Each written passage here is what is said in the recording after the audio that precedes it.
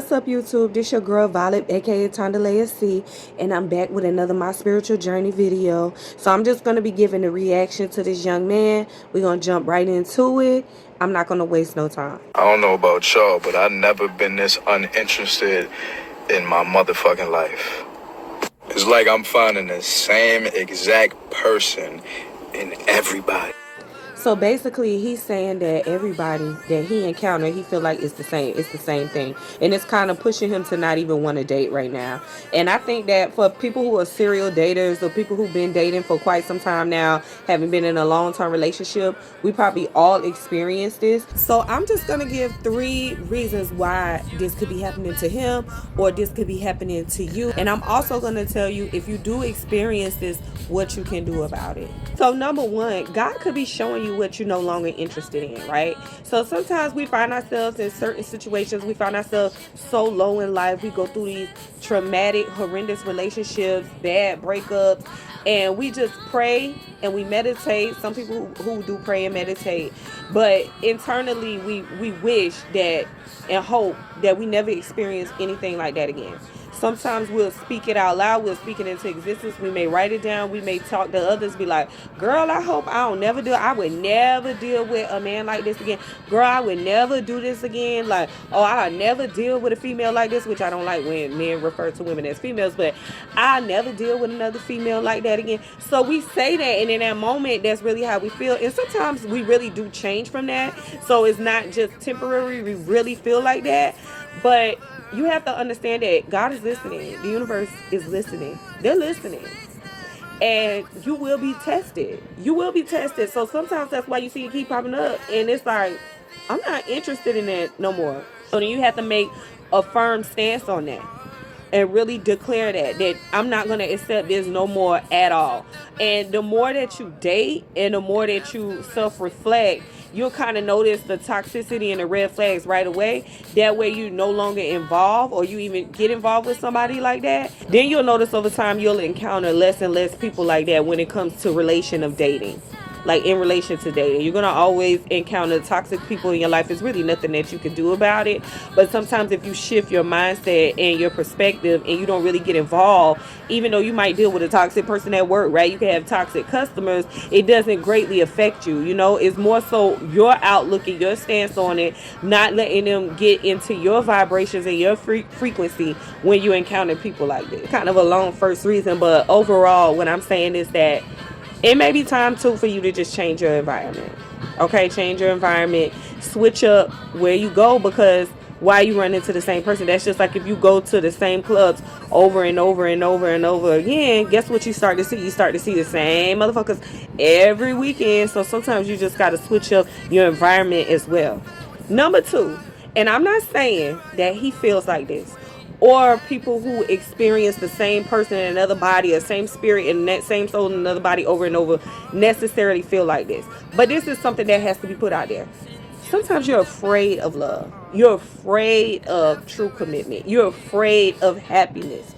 And that takes a lot more introspection that a lot of people are not really ready to take on that task or that burden or that responsibility to really dig deep within.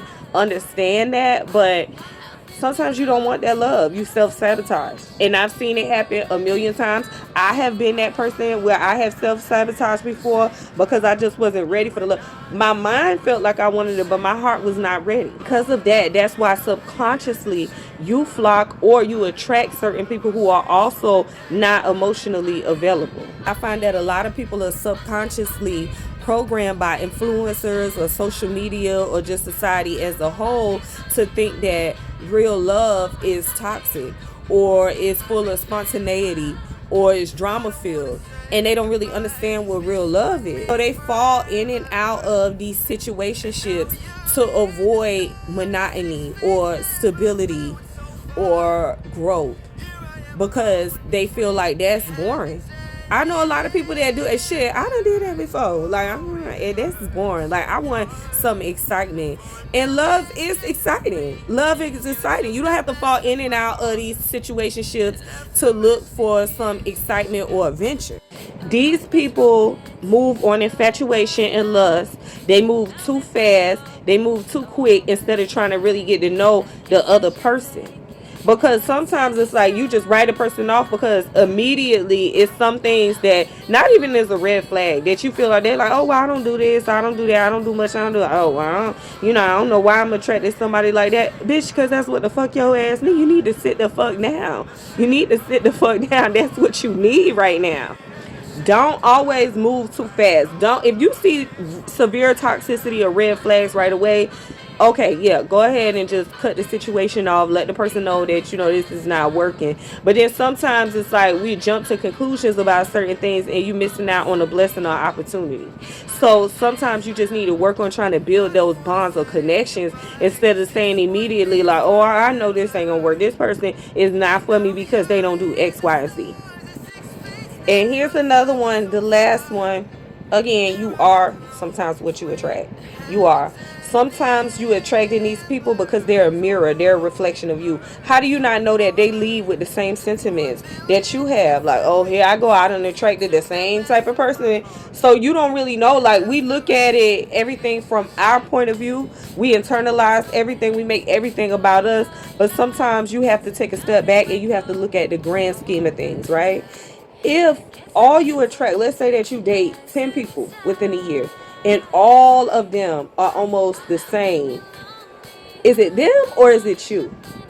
Because at what point do you not even recognize right off the bat?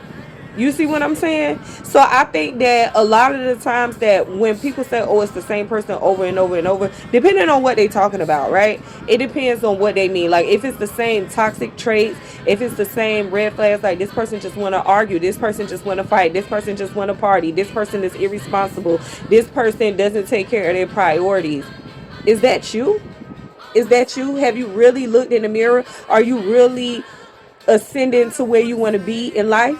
Are you really working super hard towards your goals and your dreams and aspirations? Is that person that you're attracting, are they another you? So if this keeps happening to you, if you are like, this is me, I'm this person, I keep attracting the same negative people, over and over and over again, then you got to do some introspection. You have to. First, you need to do some introspection. I'm going to always say that, but you got to go within. While you're going within, you have to clearly define what you want. You have to know what you want and you have to clearly define it, because then you won't accept anything less than that. So once you figure out what you want and you clearly define it, you know how to move forward, you know how to set these boundaries, then you need to change your environment, right? You can't go to the same places all the time and expect something different. That's just like you can't do the same thing over and over and over and over and expect something different. So you have to change up your environment a little bit. You have to change up your surroundings. You have to try to start new things, because if you start going to new and different places, you'll meet new people who don't think the same as the other people you encounter, or who may even think the same as you. They'll be different from you as well, and then you can open up and broaden your horizons and understand that people are different.